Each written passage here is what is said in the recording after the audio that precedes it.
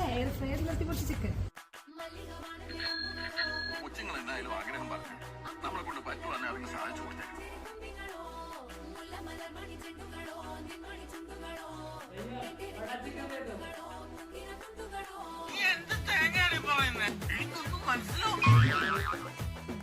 പുള്ളിക്കാരൻ്റെ കാര്യം മനസ്സിലായില്ലെങ്കിലും സാധനം ഞങ്ങൾക്ക് കൈ കിട്ടി. അപ്പോൾ പറഞ്ഞതുപോലെ ബെഡാ ചിക്കനും വാങ്ങി നിർത്തി പൊരിക്കാനുള്ള പ്ലാനിങ്ങിലാണ് ഞങ്ങളെല്ലാവരും. ബാക്കി വരുന്നിടത്ത് വെച്ച് കാണാം. അങ്ങനെ ചിക്കൻ കഴുകി വരഞ്ഞ് കയ്യിൽ കിട്ടിയ പൊടികളെല്ലാം മിക്സിയിലിട്ട് അടിച്ച് തേച്ച് പിടിപ്പിച്ച് കുറച്ച് വെജീസും അതിൽ കുത്തിത്തിരുകി ചിക്കനെ ഒരു പറക്കും തളികയിലെ മണവാളം പരുവത്തിലാക്കി.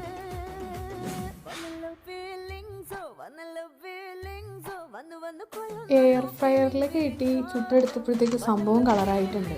എന്തായാലും ഫ്ലോപ്പായില്ല.